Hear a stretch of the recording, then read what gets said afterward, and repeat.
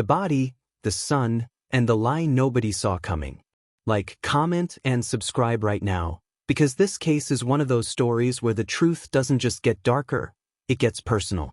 And if you think you already know what happened here, trust me, you don't. Welcome back. Tonight, we're stepping into a case that started as a single murder in Fort Lauderdale, but quickly turned into something that made detectives in Sarasota freeze in place. Because the moment they said the victim's name, the room went quiet. And the moment they said her son's name, everything got worse. Police say they found 46-year-old Larisa Blyudaya. And what happened to her was so brutal, so calculated, and so cold that even experienced investigators couldn't agree on one thing. Was this a murder of rage? Or a murder of purpose? But before we go deeper, I want you to do one thing. Watch all the way to the end, because the final discovery in this chapter is the exact moment this case stopped being a tragic crime and became a multi-city nightmare. The first call came in on a humid Florida morning, the kind of morning where the air feels heavy and still, like the city itself is holding its breath.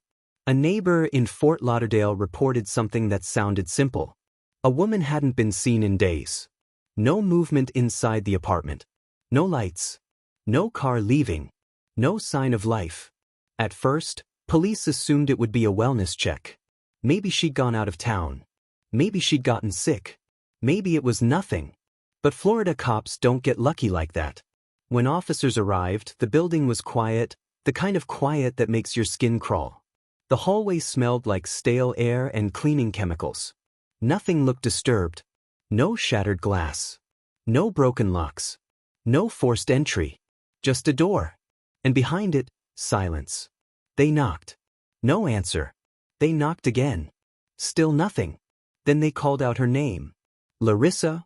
Nothing. The neighbor stood behind them, arms folded, nervous.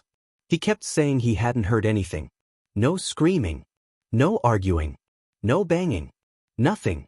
And that's what made the responding officer pause. Because in a murder, there's usually sound. But in a planned murder, there's usually not. They forced entry. And the moment the door swung open, the smell hit them first. Not just decay. Not just death. Something worse. A sharp chemical stench, like someone had tried to scrub the air itself. The officers stepped inside. The apartment looked almost normal. A couch. A table. A few personal items. But the air felt wrong. And then they found her. Larisa Blyudaya was dead. And she hadn't died peacefully. It wasn't an accident. It wasn't a fall. It wasn't natural. This was a homicide. A homicide that looked like someone had taken their time. The scene was so disturbing that one of the first responders had to step outside, breathe, and gather himself before coming back in. Because when you see something like that, you don't just forget it. It stays behind your eyes. Larisa was 46 years old. To the people who knew her, she was described as private, hardworking, and careful. Not reckless. Not the kind of woman who wandered into danger. She wasn't known for partying. She wasn't known for drugs. She wasn't known for chaos. Her life wasn't perfect, no one's is, but it wasn't the kind of life that screams, this is going to end in murder. And yet it did. And what made this case explode instantly was what detectives discovered next. Larisa wasn't alone in the world. She had family. She had a son. And her son wasn't just a person of interest. He was tied to something far more terrifying. Sarasota. A different city. A different jurisdiction. But a similar kind of death. The moment Larisa's name was confirmed, Fort Lauderdale detectives began the standard process. Who was the last person to see her alive? Who spoke to her last? Who had access to her apartment? Who benefited from her death? They pulled phone records. They pulled camera footage from nearby buildings. They interviewed neighbors. They searched for anyone who might have been in conflict with her. But the deeper they dug, the more one fact rose to the top like a corpse in water. Larisa's son was missing. Not out of town. Not busy. Not unreachable. Missing in the kind of way that makes police stop saying, maybe, and start saying, where is he? And when they ran his name through law enforcement databases, something popped up that made the entire mood in the room shift. His name was tied to Sarasota killings. Deadly killings. Killings that had already made headlines. Killings that were already being whispered about like a curse. And suddenly, Fort Lauderdale investigators weren't just working a murder. They were working the possible start, or continuation, of a killing spree. Now here's where things get darker. Because if Larisa's son was involved, the question wasn't just whether he killed her. The question was it money? Was it rage? Was it something she discovered? Or was Larisa simply in the way? Police began piecing together Larisa's last known days. She had been seen going about her routine. No panic. No frantic behavior. No signs she knew she was being hunted. Which, in a twisted way, made it worse. Because it suggested she trusted the person who came close enough to kill her. It suggested the killer didn't have to break in. Didn't have to sneak. Didn't have to force entry. They were invited. Or they belonged there. Detectives questioned the neighbor again. Had he seen anyone enter the apartment? Any strange visitors? Any arguments? Any raised voices? The neighbor hesitated. Then he said something that made the detectives look at each other. He said he'd seen a man coming and going. A man he assumed was family. A man who looked calm. Too calm. Not like someone in a rush. Not like someone committing a crime. Just normal. The kind of normal that predators wear like a mask. The neighbor couldn't be sure, but he described someone who fit the general description of Larisa's son. And suddenly, the timeline tightened. If the son had been there, then he was the last known person connected to her. And if he was tied to Sarasota killings, then Fort Lauderdale detectives had to consider a horrifying possibility. Larisa's murder wasn't isolated. It was part of a larger pattern. A pattern that was still active. They contacted Sarasota investigators. And that phone call changed everything. Because Sarasota detectives weren't just casually looking into a couple deaths. They were dealing with something that had already raised alarms. Bodies. Suspicious circumstances. Victims connected in ways that didn't make sense at first. And now, Fort Lauderdale was saying, "We have a homicide victim. Her son is tied to your case." For a moment, there was silence. Then Sarasota responded with something that made Fort Lauderdale detectives go cold. They said they had been looking for him. And they believed he was dangerous. Not maybe. Not possibly. Dangerous. Within hours, the case became bigger than one apartment. It became a multi-agency manhunt. Because if Larisa's son was responsible, and if he was tied to Sarasota deaths, then how many victims were there really? And more importantly, where was he now? Because if he'd already killed his own mother, what would stop him from killing again? Fort Lauderdale detectives went back to the crime scene with fresh eyes. They started looking for something they might have missed. Not just fingerprints. Not just DNA. Not just evidence. But something psychological. Something personal. Something that explained the motive. They searched Larisa's belongings. Her phone. Her emails. Her notes. And then they found something that made one detective whisper, "Oh my God." It was a message. A message Larisa had sent shortly before she died. And it wasn't casual. It wasn't friendly. It wasn't normal. It was the kind of message you send when you're scared, but trying not to admit you're scared. A message that suggested Larisa had been worried about her son. Worried about what he was involved in. Worried about what he might do. Worried about something she had discovered. And if that message was real, then Larisa may have known the truth before anyone else. And that truth may have gotten her killed. By the end of the day, police had one goal. Find the son. Because they believed he wasn't just connected to this murder. He was the key. The key to Sarasota. The key to Fort Lauderdale. The key to how many bodies might already be buried in Florida soil. And then, late that night, they got a lead. A sighting. A car. A location. And when they moved in, expecting to find a suspect on the run, they found something else instead. Something hidden. Something that didn't belong. Something that made the entire case turn inside out. Because when detectives opened the locked storage unit connected to Larisa's son, what they found inside wasn't just evidence. It was a warning. And it proved one terrifying thing. Larisa's murder was only the beginning. The storage unit, the timeline, and the second crime scene. If you haven't subscribed yet, Do it right now, because Chapter 2 is where this case stops being a mother murdered in Fort Lauderdale and becomes something far more disturbing. And I'm telling you, the evidence they find next is the kind that makes investigators lose sleep. Welcome back. And before we go any further, I want you to comment something for me right now. I don't trust the son. Because after what you're about to hear, you'll realize trusting him was never an option. The storage unit was the first moment Fort Lauderdale detectives truly understood what they were dealing with. Up until then, the case had been horrible, but still explainable. A woman murdered. A missing son. A suspicious connection to another city. But when police got the warrant and rolled up to that storage facility late at night, everything changed. The place was lit with harsh white security lights, casting long shadows across rows of metal doors. The air smelled like dust, old cardboard, and engine oil. It was quiet, too quiet, except for the occasional hum of a distant highway. Detectives walked in like they were entering a trap. Because they were. They didn't know if the son was watching. They didn't know if he'd booby-trapped anything. They didn't know if they were about to open a door that contained nothing, or something they could never unsee. The storage unit was tied directly to Larisa's son. His name, his records, his access code. And when the manager confirmed it, the detective leading the search didn't celebrate. He just stared at the door. Because the truth is, police don't get excited before opening doors like that. They get nervous. Because doors don't just open to answers. Sometimes they open to nightmares. The lock snapped. The metal door rolled upward. And at first it looked normal. Boxes. A few bags. A plastic container. Some random clutter. But then one of the detectives stepped inside, shined his flashlight across the floor and froze.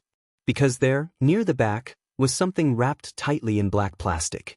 Not trash bag plastic. Heavy-duty plastic. The kind used when someone wants to hide something permanently.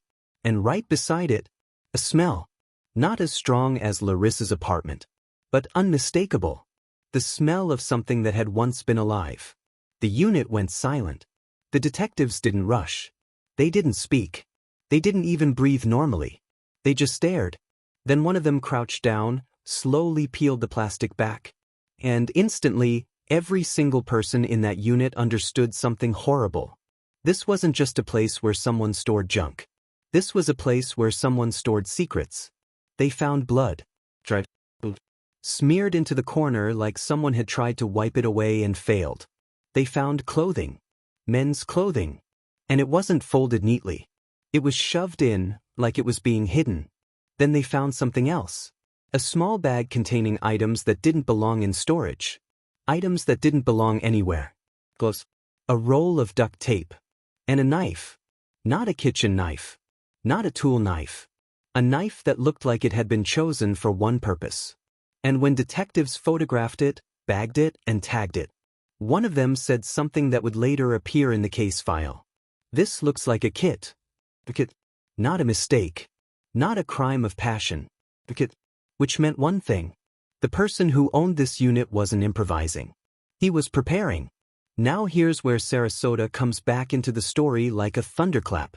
Because when Sarasota investigators were updated about the storage unit contents, they asked one specific question. Not about the knife. Not about the gloves. Not even about the blood. They asked, "Did you find a phone?" Fort Lauderdale detectives paused. They hadn't found one yet. But Sarasota insisted. Because in Sarasota, one of their victims had vanished without a trace, except for one clue. Their phone had gone dark. No location. No pings. No activity. Just silence. And Sarasota believed that phone hadn't been destroyed. They believed it had been taken. Kept. Like a trophy. So Fort Lauderdale detectives went back through every box, every bag, every container. And that's when they found it. A phone. Power off. No SIM card. And the screen cracked. Not from dropping it. From force. From someone trying to erase the last thing it ever showed. The last thing its owner ever saw. And the moment they held it up, Sarasota detectives knew. This wasn't random. This wasn't coincidence. This was connection. A direct, physical connection between the Fort Lauderdale murder and the Sarasota killings. At this point, the son wasn't just a suspect.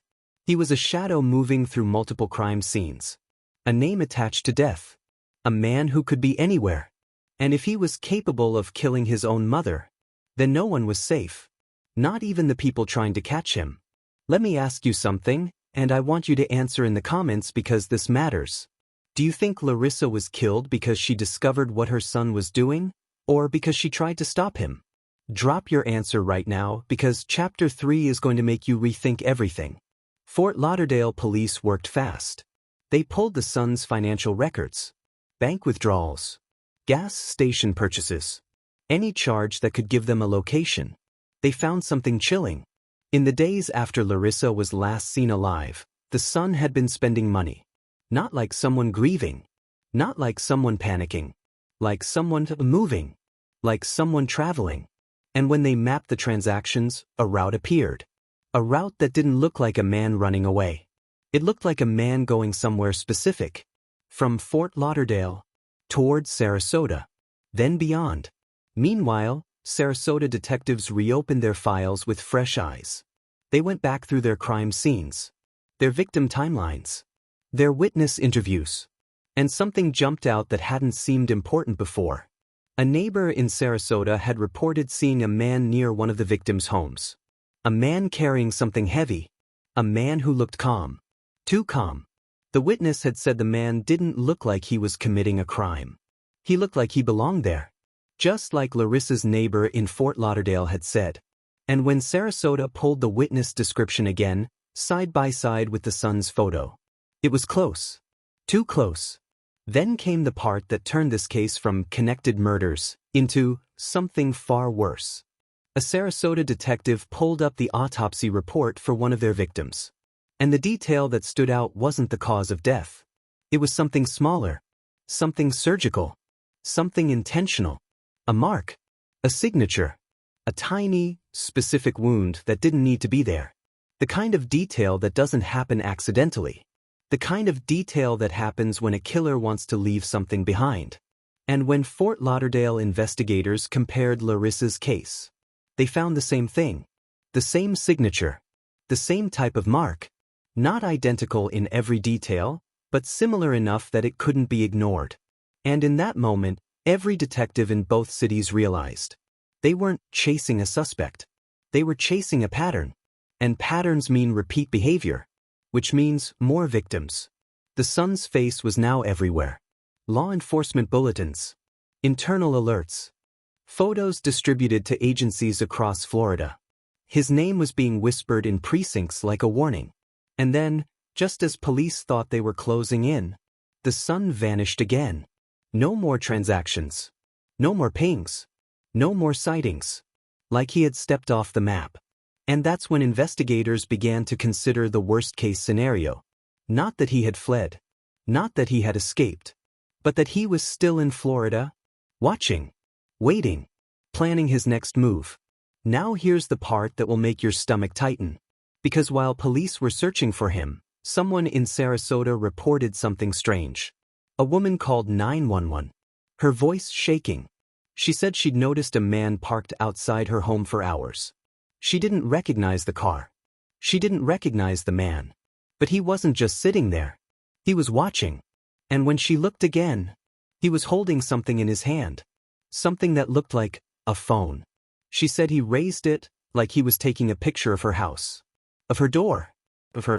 Police responded fast. But when they arrived, the car was gone. No plate. No trace. No proof. Just fear. And that fear spread quickly through Sarasota neighborhoods once the rumor hit social media. The suspect might be scouting new victims. At this stage, detectives were no longer just trying to solve crimes. They were trying to stop the next one. They set up surveillance. They tracked highways. They monitored cameras. They questioned anyone connected to the son. Friends, old coworkers, neighbors, even distant relatives. And what they learned painted an even darker portrait. People described him as quiet, controlled, intelligent, not the type to explode in rage, which meant if he killed with intention. And then, finally, police got the lead that broke the silence. A tip came in from a gas station clerk. The clerk said a man had come in late at night. He looked exhausted. His clothes were dirty, and he had scratches on his arms. But what made the clerk call wasn't the scratches. It was what the man bought: duct tape, bleach, plastic sheeting, and gloves. The exact type of items found in the storage unit. The exact type of items connected to Larisa's murder. And when the clerk described the man, it matched him. Larisa's son. Alive. Moving. Buying. Preparing. And as detectives raced to pull the gas station footage to confirm the identity, another call came in. This one from Fort Lauderdale. A detective on the Larisa case had rechecked the apartment evidence. And in a place they hadn't looked deeply enough the first time, they found something hidden. Something small. Something that didn't seem important. Until they realized what it was. A handwritten note. Folded tightly. Stuffed behind a drawer.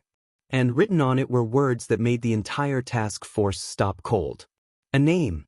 An address. And one sentence. A sentence that proved Larisa didn't just suspect her son. She was afraid of what he had already done. Because the note ended with, "If anything happens to me, it was him." And that's where it ends. Because in the next, the chase turns into a confrontation. And the truth behind the Sarasota killings finally comes out. But when it does, it's worse than anyone expected. If you're still here, I want you to do one last thing before we go. Hit subscribe right now, because the ending of this case is the kind of ending that people talk about for years.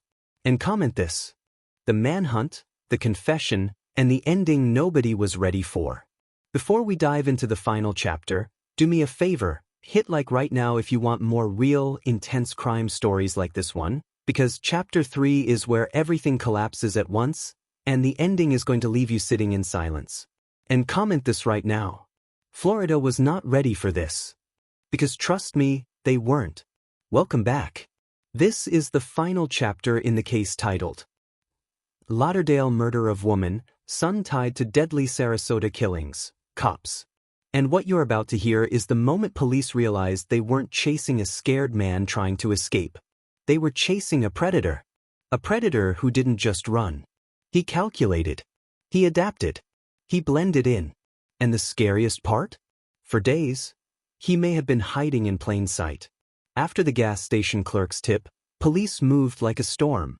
The footage was pulled immediately. And when detectives saw the grainy video, their stomachs dropped. There he was. Larisa's son. Walking into the store like it was any other night. Not frantic. Not shaking. Not acting guilty. Just calm. The kind of calm that doesn't come from innocence. It comes from control. And when he paid, he didn't even look nervous. He just walked out with his bag of duct tape, bleach, gloves, and plastic sheeting. A shopping list that doesn't belong to an ordinary life. A shopping list that belongs to someone preparing to erase something. Or someone. That footage went straight to every agency involved. Fort Lauderdale. Sarasota. State police. Federal contacts. Everyone. And within hours, the manhunt escalated. They weren't just searching for a suspect anymore. They were trying to stop the next murder before it happened. Now here's what most people don't realize about a manhunt. It isn't glamorous. It isn't constant action. It's exhaustion. It's frustration. It's dead ends. It's staring at maps for hours. It's watching camera footage until your eyes burn. It's hoping you're smarter than the person you're chasing. And in this case, police knew they were dealing with someone who wasn't impulsive. He was strategic. Because every time they got close, he disappeared. Fort Lauderdale detectives focused on one brutal truth. Larisa's murder wasn't random. She was his mother. And killing your own mother isn't something that happens in a normal mind. That's not just violence. That's severing the last human bond. That's crossing a line so extreme that there's no coming back. So investigators asked themselves, what kind of person kills the woman who gave them life? And what kind of person does it while being tied to other killings? The answer was terrifying. A person who feels nothing.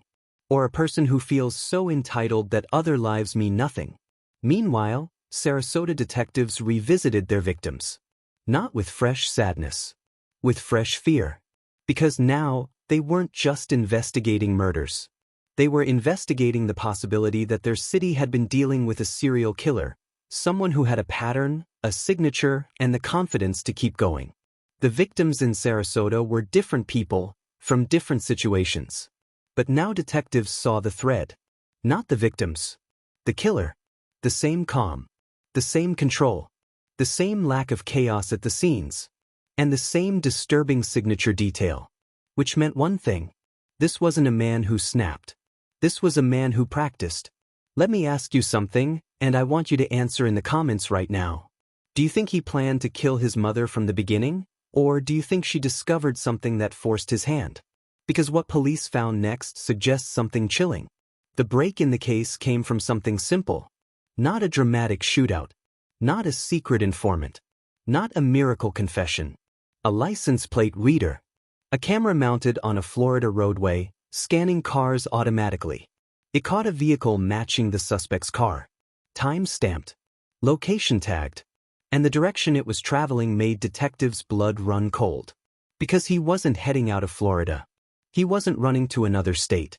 He was looping back. Back toward Sarasota. Back toward the city where the other killings happened. Back toward unfinished business. Police moved fast. They sent units to key areas. Hotels. Abandoned lots. Parking garages. Storage facilities. They checked bus stations. Train stops. They even checked hospitals. Because someone on the run eventually gets desperate. Eventually gets tired.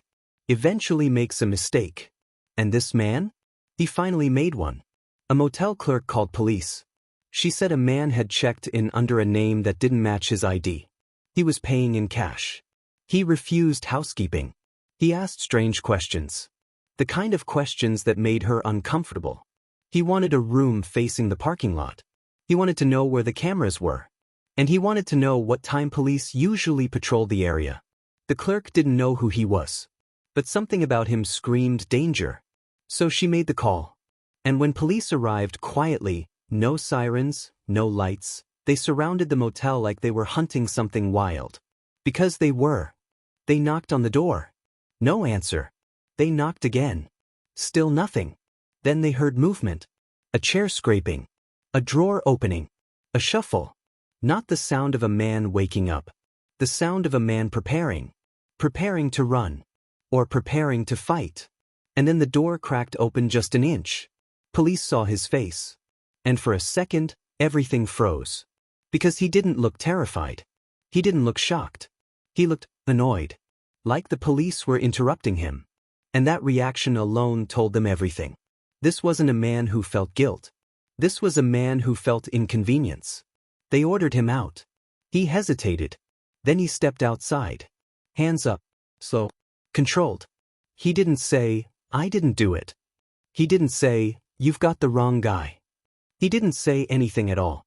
And when they cuffed him, he finally spoke. One sentence. A sentence that made a detective later say, "That was the moment I knew we were dealing with a monster." He looked at them and said, "You're too late." That phrase hit like a gunshot. Too late? Too late for what? Too late for who? Detectives rushed inside the motel room. They searched. They tore through drawers. They opened the bathroom door. They checked under the bed. And what they found wasn't a body. Not yet. It was something else. A notebook. A cheap notebook, like something bought from a gas station. And inside it were names, addresses, dates, and notes. Short, cold notes. Like a list. Like a plan. Like a hunting log. And there was one name circled harder than the rest. A name Sarasota detectives recognized instantly. A name connected to one of their victims. A name that wasn't supposed to be in that notebook. Because it belonged to someone already dead. Which meant this wasn't just a list of future victims. It was a list of past ones. He sat calmly under the harsh fluorescent lights, hands cuffed, posture relaxed. And when detectives confronted him with the evidence, he didn't deny it. He smiled. A small smile. Like he enjoyed the moment. Like he enjoyed being the center of attention. And then he said something that made the room go silent. My mother shouldn't have gotten involved. That was it. That was the confession. Not, "I'm sorry." Not, "I didn't mean to." Not, it was an accident.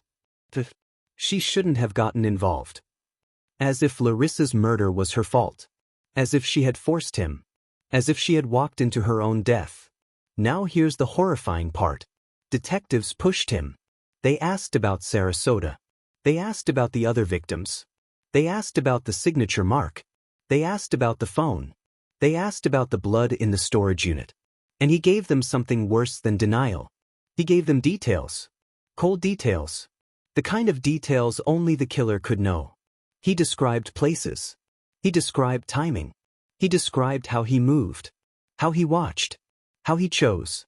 And Sarasota detectives realized something that made their entire case collapse into a nightmare. They hadn't been dealing with multiple killers. They'd been dealing with one. And he had been moving between cities. Between lives. Between victims. Like it was nothing. At this point, I want you to comment something because I'm curious what you think. Do you believe someone like this is born evil or created? Drop your answer. Because the final twist of this case is what made even hardened detectives step back and say, "We missed something." Police thought the nightmare was over. They had him. They had evidence. They had the notebook. They had the storage unit. They had the phone. They had the confession. They had the connection. They had the killer. So they thought the story would end like most crime stories end. Trial. Prison. Closure. But that's not what happened. Because while detectives were celebrating quietly, Sarasota investigators were going through the notebook again. Page by page. Name by name. Date by date. And one detective noticed something that didn't fit. One date was written in the future. Not today. Not yesterday. A date weeks ahead. And beside it 2 words. Already done. Already done? How can something in the future be already done? Unless he had planned it earlier. Unless he had already set it in motion. Unless he had someone else. Or unless he had staged something that would happen without him. Detectives rushed to the address tied to that future date. Lights flashing. Units flying down the road. Heartbeats racing. And when they arrived, they found a home. Quiet. Normal. The kind of home that looked like nothing bad had ever happened inside. But the front door was slightly open. Just barely. And the smell coming out was familiar. Too familiar. The smell of death. Police entered. Weapons drawn. And inside, they found another victim. Another body. Another life taken.